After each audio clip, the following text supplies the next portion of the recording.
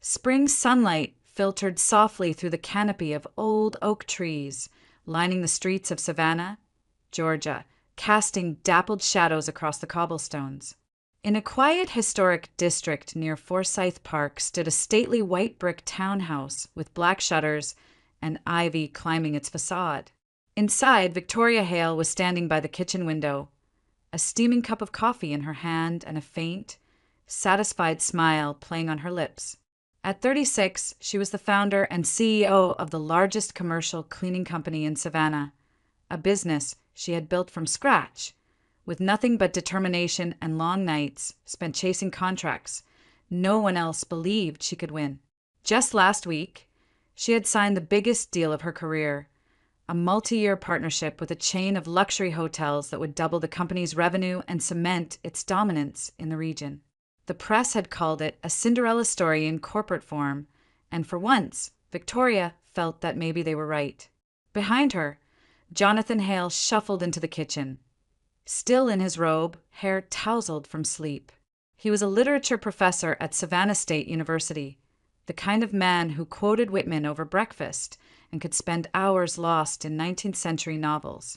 When Victoria launched her company 12 years earlier, Jonathan had been her anchor, the one who believed when no one else did, who cooked dinner when she worked until midnight, who managed the home so she could chase her ambition without guilt. They had been married for 12 years now, and by all appearances theirs was a perfect marriage. No screaming matches, no betrayals, no scandals. Friends often envied how stable they seemed, how effortlessly they moved through life as a team. But beneath that polished surface, something quieter had settled, a stillness that wasn't peace but distance.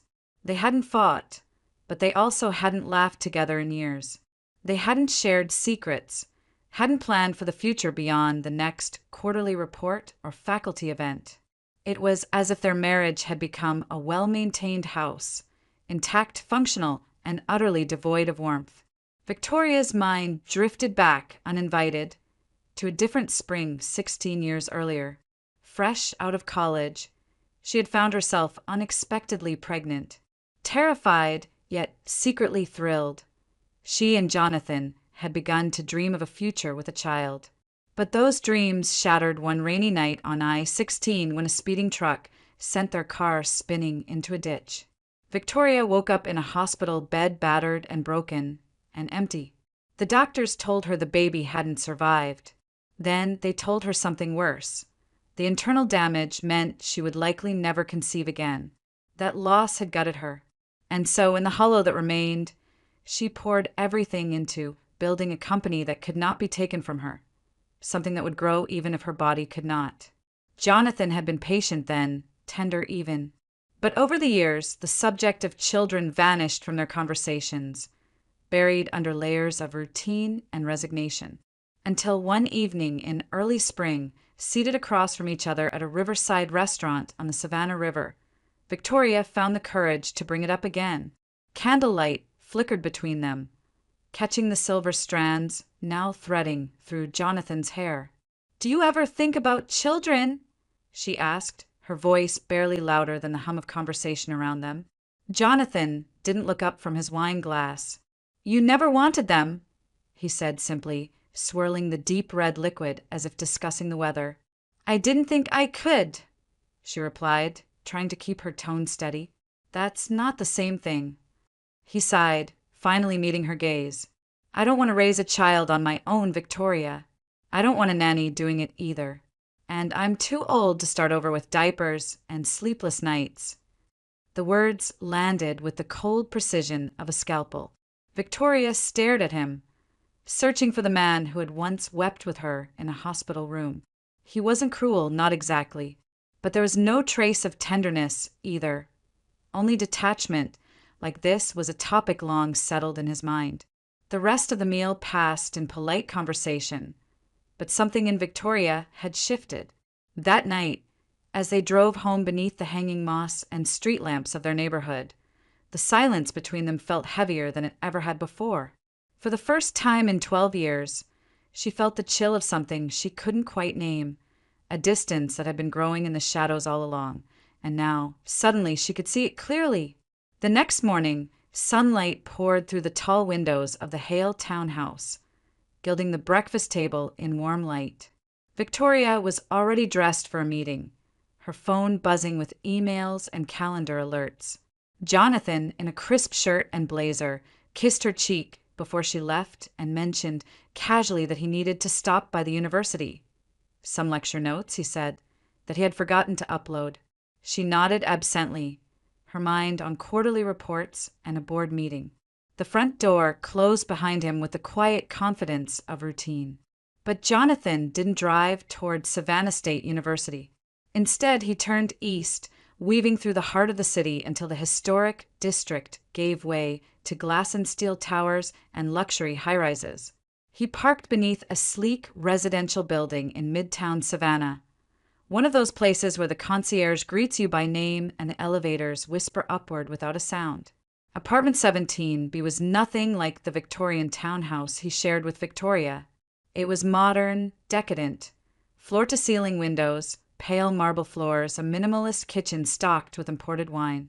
And sprawled across the velvet couch, scrolling lazily through her phone, was Madison Clark. At 19, Madison was everything Victoria wasn't, at least in Jonathan's eyes. She was soft-spoken and wide-eyed, with a kind of effortless youth that clung to her like perfume. Originally from Jacksonville, she had come to Savannah for college, posting study abroad photos and day in my life, videos that masked a far more calculated ambition. She had learned quickly how to charm older men with money, and Jonathan had been easy prey. He had met her after a guest lecture. She had lingered after class, shy and attentive, asking thoughtful questions about poetry and prose. One coffee turned into weekly dinners. Dinners became weekends together. Within 6 months, Madison was living in the apartment Jonathan rented for her. And within a year, she had him wrapped so tightly around her finger, he barely recognized himself. Jonathan paid for everything: her rent, her designer clothes, a silver SUV parked downstairs. He had even whisked her away to Miami for spring break, under the pretense of attending an academic conference. Madison had mastered the art of pretending innocence while tightening her grip. And recently, she had added a new card to her deck. She told Jonathan she might be pregnant. She had whispered it into his ear one night as they lay tangled on that same couch. "I don't know yet," she murmured, eyes wide and trembling. "But if I am, I can't raise a child in a place like this. I need something more stable. A real loma." When Jonathan hesitated, Madison's sweetness sharpened. She said she couldn't keep living like a secret, hidden in an apartment she didn't own, unsure if he was serious. If he didn't improve her living conditions, she threatened, she would leave and take his child with her. Terrified of losing her, Jonathan acted. He purchased the apartment through a friend's company so Victoria wouldn't see the transaction in public records. He upgraded Madison's lifestyle, showering her with gifts, all while telling himself it was love. One evening, over wine and expensive takeout, Madison pressed further. "If you really want a future with me," she said softly, tracing circles on his hand, "you need to think about how to secure one. Doesn't your wife own most of the company? Wouldn't it be fair for you to have part of it after everything you've done for her?" Jonathan's face hardened. "I can't. The prenup makes that impossible. Everything stays in her name." Madison's gaze flickered, not disappointment but calculation. "Well," she said slowly, "that's only true if she's alive." The words hung in the air like smoke. Jonathan laughed nervously, brushing it off as a joke, but Madison didn't smile. She leaned closer, her breath warm against his ear.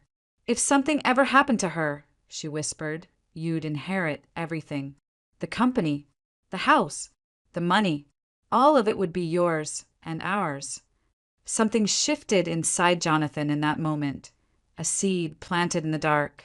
He didn't speak, didn't nod, but the idea burrowed deep and refused to leave. On the drive home, Savannah's oak-lined streets blurred past his windshield. Madison's words replayed over and over until they no longer sounded absurd. They began to sound like possibility, like freedom. And by the time he parked in front of the townhouse he shared with Victoria, a new thought had taken root, small, poisonous, and unstoppable. He would never have everything he wanted as long as she was alive. And for the first time, Jonathan began to imagine a future without her in it. A few weeks passed, and spring deepened over Savannah. At Hale and Company headquarters, a glass-walled building tucked just off Broughton Street, Victoria moved through back-to-back meetings with practiced efficiency. The company was expanding faster than ever, and the weight of leadership pressed heavier on her shoulders each day. Svetlana, her longtime assistant and closest confidant, often reminded her to rest, to slow down. But Victoria brushed it off with the same smile and promise she always gave. After this quarter. It was Jonathan who seized on that detail first. One afternoon, while dropping by the office with lunch, a gesture he hadn't made in months, he struck up a conversation with Svetlana in the break room. "She's been under so much pressure," he said, his tone all concern and tenderness. "I'm worried about her. I think what she really needs is to step away, just for a week, somewhere remote, somewhere she can breathe." Svetlana agreed that Victoria was exhausted. Jonathan leaned in, lowering his voice. "I was thinking about a trip to the Appalachian Mountains. There's a resort up there, secluded cabins, hiking trails, lakes. It's peaceful. It might be exactly what she needs."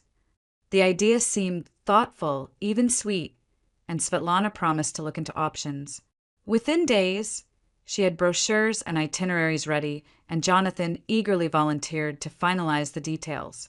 A week later, she stopped by the travel agency to drop off some documents, and that's when she saw him. Jonathan, standing by the front desk, wasn't alone. A young woman, barely out of her teens, with glossy chestnut hair and designer sunglasses perched on her head, was laughing softly beside him. They were standing too close, their familiarity unmistakable. Svetlana hesitated in the doorway, debating whether to approach them, but before she could decide, they walked out together, his hand grazing the small of the girl's back as they stepped into the sunlight. It gnawed at her for days. She tried to rationalize it, maybe a student, maybe a family friend, but the image wouldn't leave her mind.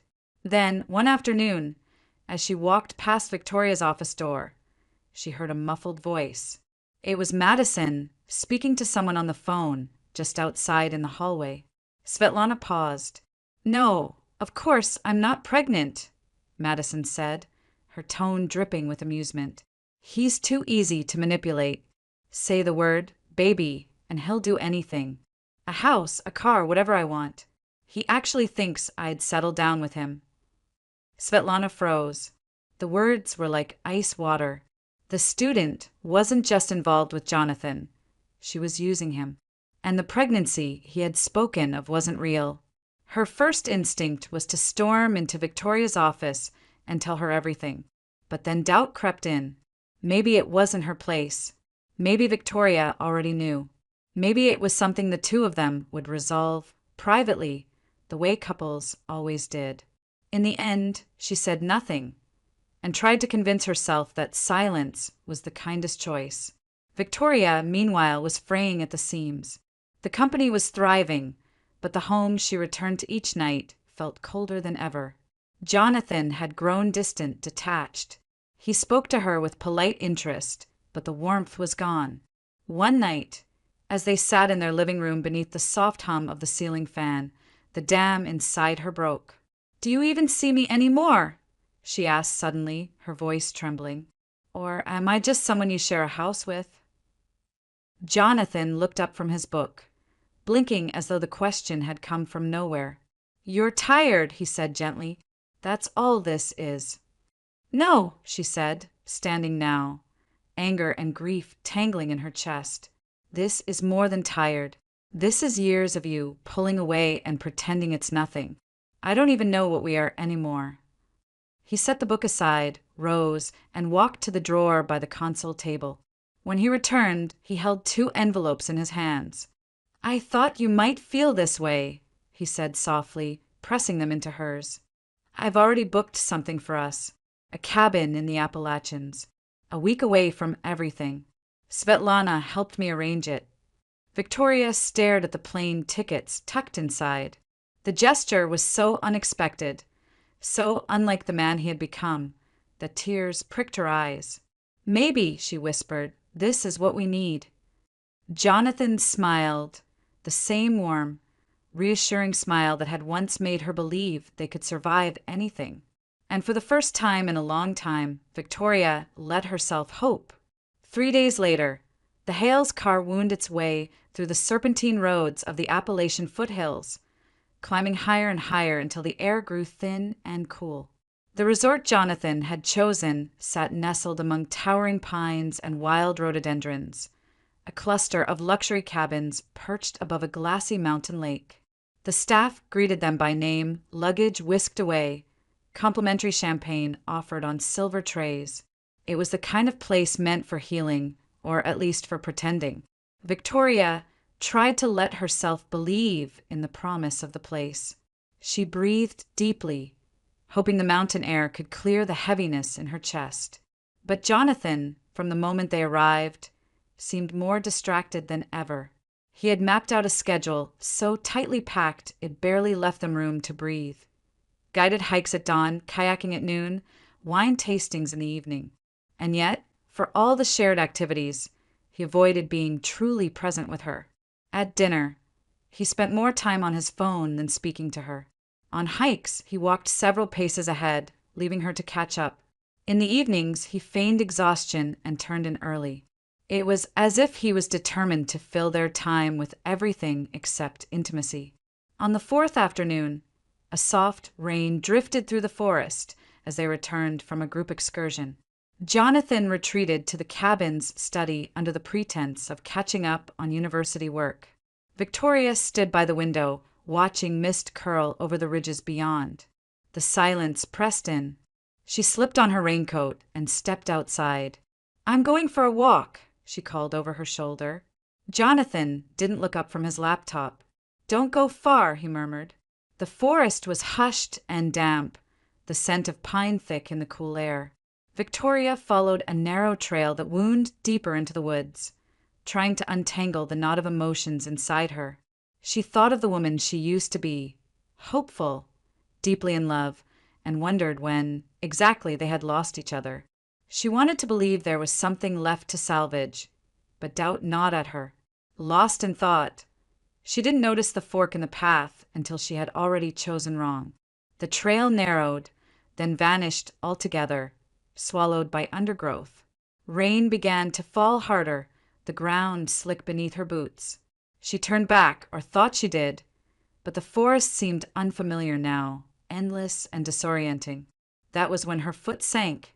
At first, she thought it was just soft soil, but as she shifted her weight, the ground gave way beneath her. She gasped and tried to pull free, but the mud clung to her boots like glue. Within seconds, she was sinking to her knees. Panic surged. She grabbed at roots, branches, anything she could reach, but they snapped in her hands. The more she struggled, the deeper she sank. "Help!" she screamed, her voice tearing through the rain. "Somebody, please!" The forest swallowed the sound. She tried again, louder, desperation rising with the mud, now creeping toward her waist. Her heart pounded. "Jonathan!" she shouted. "Jonathan, help me!" And then a shape through the trees. "Jonathan!" she sobbed, relief flooding her chest as he stepped into the clearing. He stood just beyond the edge of the bog, hands in his jacket pockets, watching her. "Please," she gasped. "I'm stuck. I can't get out. Please help me." He didn't move. Instead, he crouched at the edge of the mire, his expression strangely serene. "Do you know," he said quietly, "how long I've waited for this?" Victoria froze. "What are you talking about?" "I'm tired, Victoria," he said, his voice calm, almost gentle. "I'm tired of living in your shadow. I'm tired of being the husband of Savannah's Queen of Sanitation while you build an empire, and I disappear." He shook his head slowly. "I want a life of my own, with Madison. She's carrying my child, and she deserves better than this." Her stomach lurched. "Please," she whispered, We can fix this. I'll give you everything. The house, the company, just let me live." Jonathan smiled faintly. "But if you die," he said, "I don't need you to give me anything. It all becomes mine." "Jonathan!" He straightened, brushing imaginary dirt from his hands. "I'll come back later," he said. "I'll say you wandered off, that I searched everywhere." And then, as if nothing in the world were wrong, he began to whistle a soft, cheerful tune and walked away, his figure disappearing into the rain. "Jonathan!" she screamed, her voice raw. "Please!" But the forest answered only with silence, and the cold, what earth kept pulling her down. The rain had grown heavier by the time Jonathan's footsteps faded into the forest, and the sky above the canopy had turned a bruised shade of gray. Victoria's breath came in ragged bursts, each one shallower than the last. The cold mud crept past her waist, tugging at her legs with relentless strength. Every instinct screamed at her to fight, to thrash and claw her way free, but the harder she struggled, the faster she sank. "Think!" she whispered to herself, tears stinging her eyes. "Think!" Her mind flashed back to a hospital room 16 years earlier, the smell of antiseptic, the hum of machines. She remembered waking up to Jonathan's hand wrapped around hers, remembered the doctor's voice telling her the baby hadn't survived, that her body might never bear another. She had been broken then, hollowed out by grief. But she had survived. She had rebuilt herself from the ashes of that day. And she wasn't going to die here. Not like this. Not because of him. Victoria forced herself to stop moving. She took slow, measured breaths, despite the panic clawing at her chest. The mud tightened around her legs, but its pulse slowed. She scanned the edges of the bog, searching for anything. A branch, a root, a tuft of grass, and spotted a cluster of reeds just within reach. Inch by inch, she stretched toward them, her muscles screaming, fingertips brushing slick green stems. They slipped once, twice, before she managed to curl her fingers around them. "Come on," she gritted, teeth chattering. "Come on," the reeds held.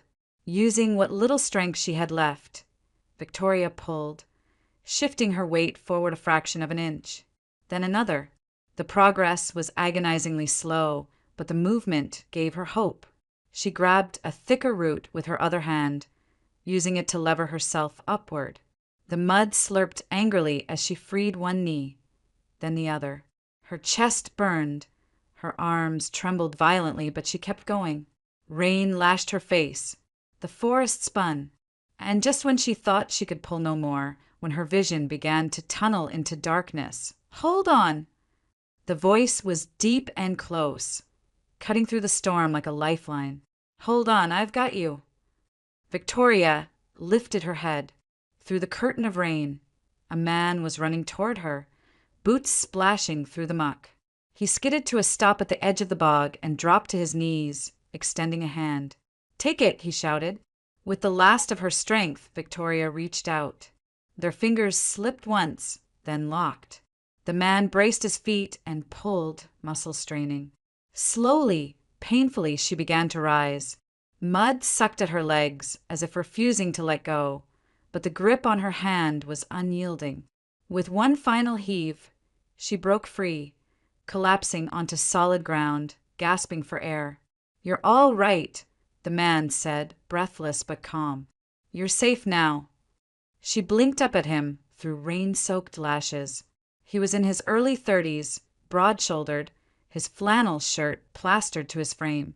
"Andrew," he introduced himself gently. "Andrew Sinclair. I own the resort. I heard shouting, and I saw everything." Victoria stared at him, too exhausted to speak. The forest blurred around her. Darkness pressed in.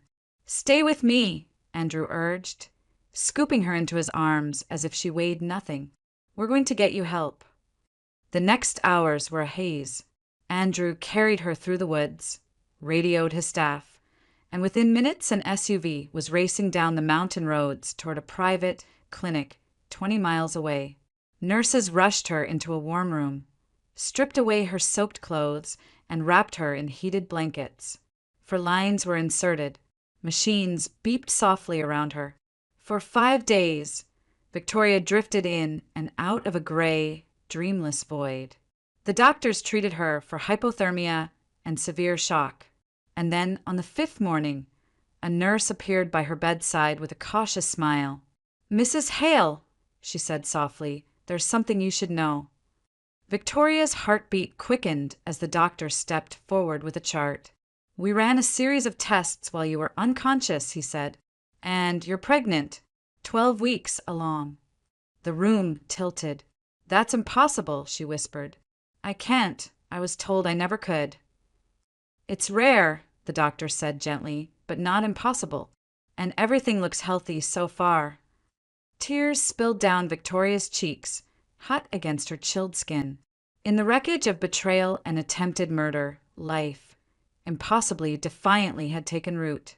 Days later, when she finally had the strength to sit up, she laid a trembling hand over her stomach. For the first time since Jonathan had left her to die, she felt something other than despair. It wasn't just survival now. It was purpose. This child, born of devastation and cruelty, was her miracle, and she would do whatever it took to protect it. Victoria remained at the private clinic for several more days, her body slowly regaining warmth and strength. The doctors visited frequently, monitoring her condition and the tiny life growing inside her. But when Andrew Sinclair appeared by her bedside one afternoon, it wasn't with a stethoscope or a chart. It was with something far more powerful. "I need to tell you something," he said quietly, pulling up a chair. "I didn't just hear Jonathan leave you there. I recorded it." Victoria blinked, unsure she had heard him correctly. "I carry a small audio recorder when I'm patrolling the property," Andrew continued. "Old habit from when we had some legal issues with guests trespassing. I turned it on when I heard shouting. It captured everything. Every word he said about wanting you gone, about Madison, about your death making him rich." The room seemed to tilt again, but this time not from weakness. Evidence. It wasn't just her word against his. Andrew leaned forward. "You don't have to go to the police. Not yet. But I have an idea, one that lets you take everything from him without lifting a finger." "What idea?" Victoria asked, her voice hoarse. "Let him think you're dead." He let the words hang between them. Andrew explained the plan. He would report finding traces of a woman matching Victoria's description in the bog, but nothing more. Jonathan, under investigation for her disappearance, would believe his plan had succeeded. That belief would shape his next moves and expose him. Victoria hesitated. Part of her wanted to storm into the nearest police station and hand over the recording. But another part, deeper, colder, wanted Jonathan to feel the weight of his choices before the law even touched him. "Make him believe he won," Andrew said softly, "and he'll show the world who he really is." While Victoria recovered, the investigation began. Jonathan was questioned by local authorities 2 days after she vanished. A missing persons report had been filed by the resort, and rangers had found torn fabric near the bog. "I don't know what happened," Jonathan told them, his voice trembling. "She said she was going for a walk. I searched for hours. Please, you have to find her." His performance was convincing, almost. He dabbed at dry eyes, his voice breaking at rehearsed moments. But the lead investigator, a grizzled ranger named Carter, wasn't entirely convinced. "Funny," he remarked. "Most husbands call for help right away. You waited over 3 hours." Jonathan stammered something about panic, but Carter's pen scratched slowly across his notepad. Days turned into a week. There was no body, no clear evidence, but rumors swirled. Students at the university whispered that Dr. Hale was under investigation. Madison grew restless. That was where Noah came in. Andrew's younger brother had returned from Seattle to help with the resort's operations, and he was more than willing to assist. Noah was charming, confident, and most importantly wealthy, at least on paper. Through a mutual acquaintance, accidentally met Madison at a wine bar in Savannah.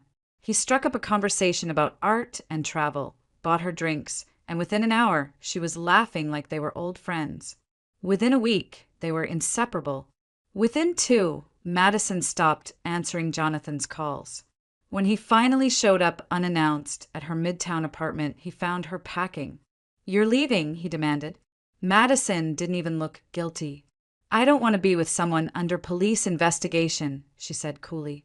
"And Noah actually has a future." "After everything I've done for you," she laughed. "Exactly. You did everything. And now you're nothing." The door slammed in his face. Jonathan stumbled into the street, his chest heaving.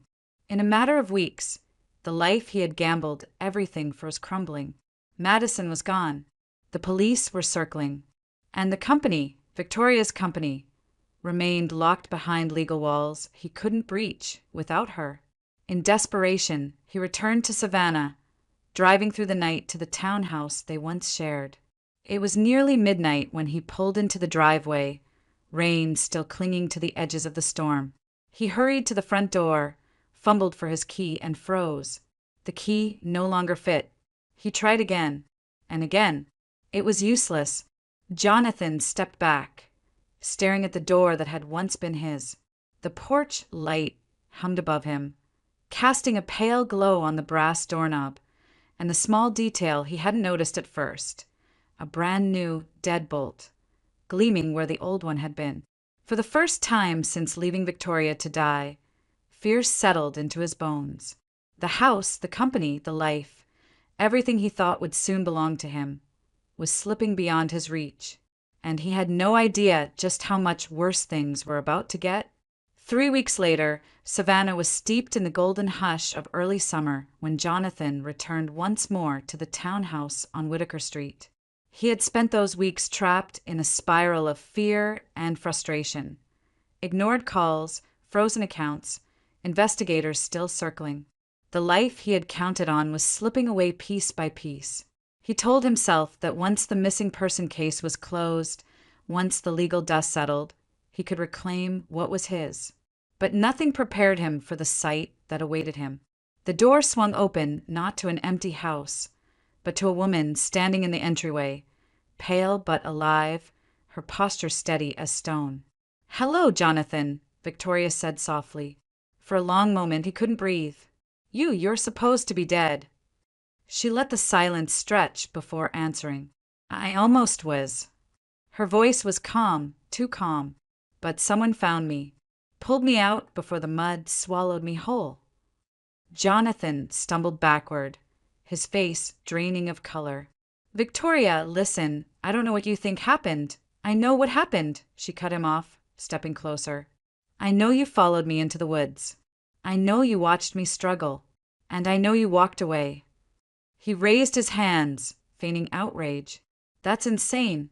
Do you have any idea how this sounds? You're accusing me of trying to kill you with no evidence, no witnesses." Actually, a voice drawled from the hallway, "There is a witness."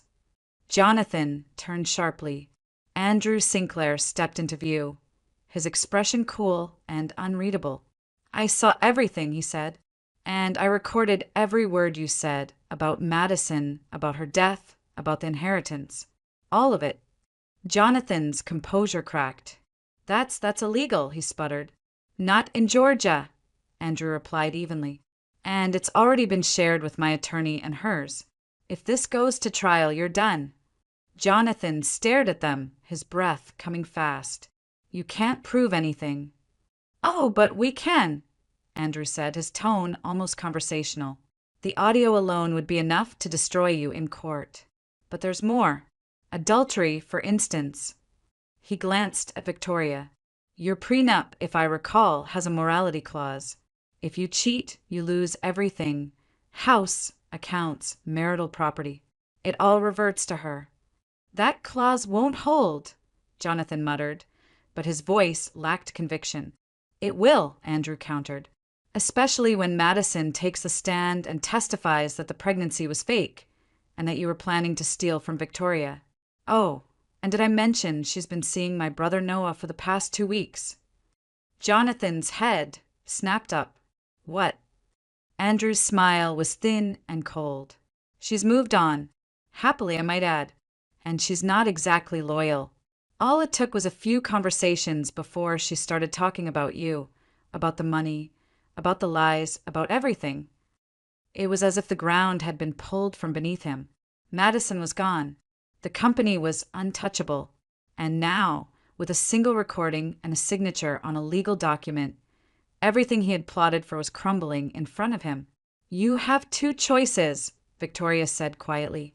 You can fight this and watch your reputation, your career, and your freedom disappear. Or, she opened a folder she had brought with her. You can sign these papers. Divorce. Immediate property separation. You return the apartment, the car, and walk away. I don't press charges. Jonathan stared at the papers as if they might burn him. And if I don't? Andrew stepped forward. Then the police hear everything. And trust me, they will prosecute. For a long moment, the only sound was the ticking of the clock on the hallway wall. Then Jonathan exhaled shakily and sank into a chair. His hands trembled as he picked up the pen. The signature he scrawled on the divorce papers was jagged, bitter, but final. Within weeks, the court moved swiftly. The prenup held as Andrew had promised. Jonathan relinquished the Midtown apartment, returned the SUV, and forfeited any claim to Victoria's company or fortune.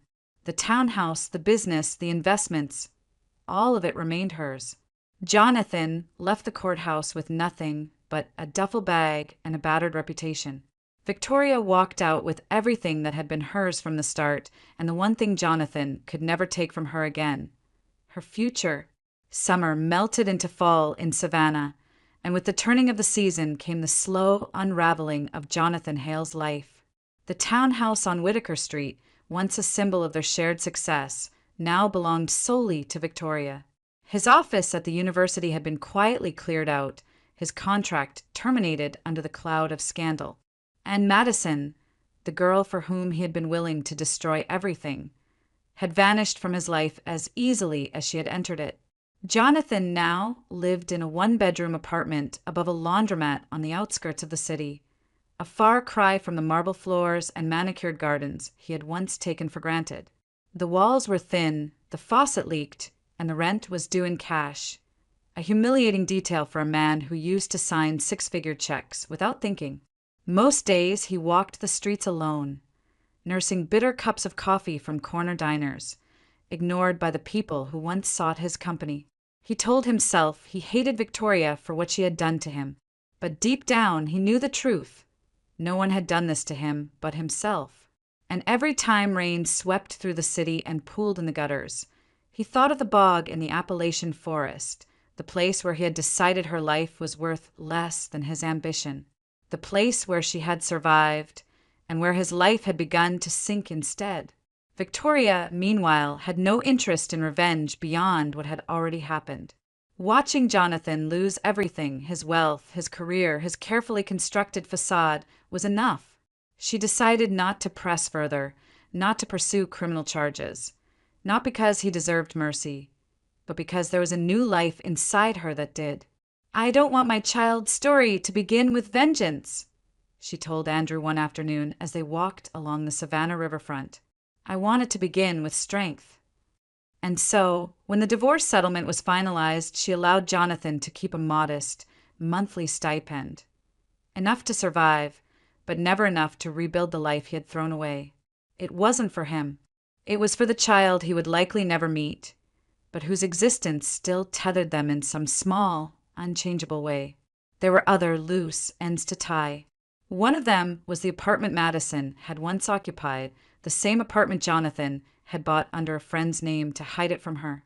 Now, with the property back in Victoria's hands, she called Svetlana into her office. "You've been my right hand for 10 years, Victoria said, sliding a set of keys across the desk. I want you to have this. Consider it a thank you." Svetlana's eyes widened. "Victoria, I can't. That's too much." "It's yours," Victoria insisted. "You've earned it 100 times over." But Svetlana shook her head. Then let me meet you halfway. I'll live there, but as a tenant. No rent, just a repayment over time. Call it a loan without interest." Victoria smiled. It was exactly the kind of response she had expected from the woman who had stood by her through everything. "Then that's what we'll call it," she agreed. As autumn deepened, Victoria began reshaping her life with deliberate care. She appointed Svetlana as interim CEO, placing the day-to-day operations of Hale and Company in her capable hands. She stepped back from the relentless grind that had once defined her, choosing instead to focus on her pregnancy. Her days became quieter, gentler. She traded boardrooms for prenatal appointments, strategy meetings for nursery plans. The townhouse that had once felt like a mausoleum now echoed with a soft hum of possibility. She walked more, ate better, slept deeply. And at night, when the city lights glowed beyond her window, she would rest her hand on the gentle curve of her belly and speak softly to the life growing there. "You and I," she would whisper, "we're going to be just fine." Jonathan, somewhere across town, sat alone in his crumbling apartment, surrounded by the ruins of everything he had once believed he deserved. And in the same way the swamp had once tried to swallow Victoria, the life he had built now dragged him down, inch by inch, with no one coming to pull him free. The reckoning was complete, not with blood or prison bars, but with silence, consequence, and the undeniable truth that justice sometimes comes not as a shout, but as the slow, steady erosion of everything a man once thought he could never lose.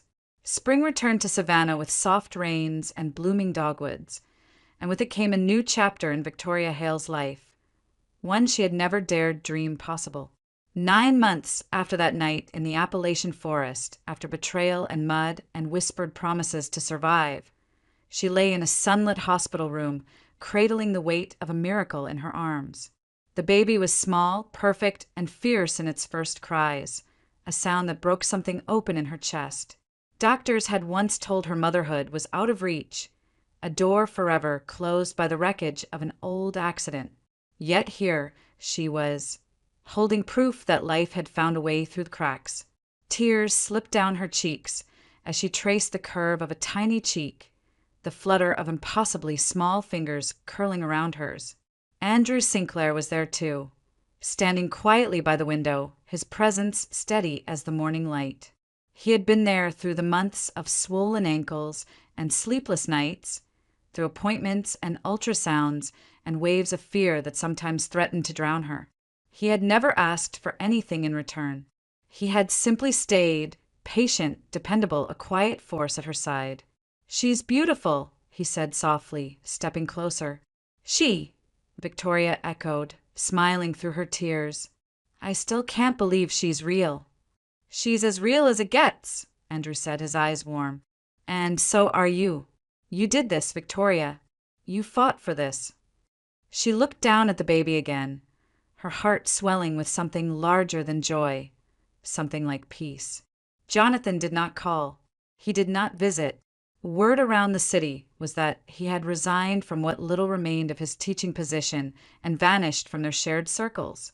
There were rumors of him taking odd jobs, of nights spent alone in dingy bars, but Victoria no longer listened. Whatever life he lived now, it existed far from hers, in a silence of his own making. And in truth, she preferred it that way.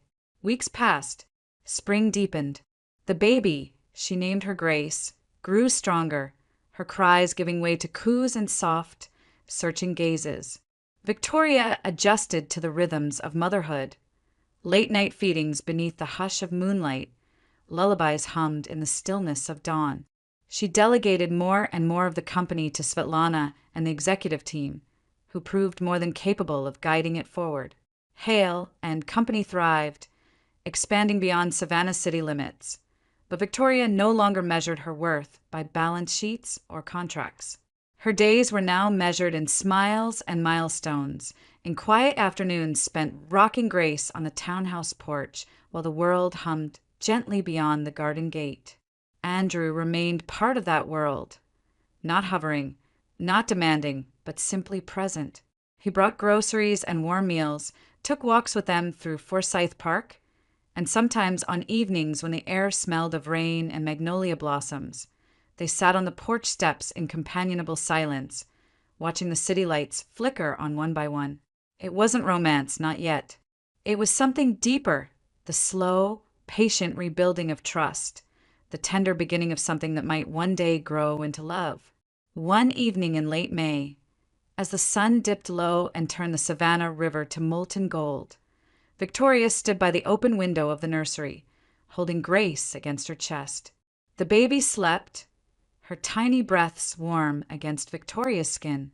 Outside, the cicadas were beginning their nightly chorus, and a breeze carried the scent of jasmine through the room. Victoria looked down at her daughter and smiled, a soft, unguarded smile that felt like sunlight breaking through after a long storm.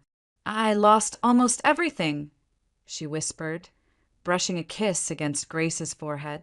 "And that's how I learned that I was always the strongest thing I had." The words were not bitter. They were a promise. The life she had now was not the one she had imagined when she first built her company, when she first said, "I do" to Jonathan Hale. It was smaller in some ways, quieter, but it was real. It was hers. And in that truth, she found a freedom she had never known before. The story did not end with revenge or ruin.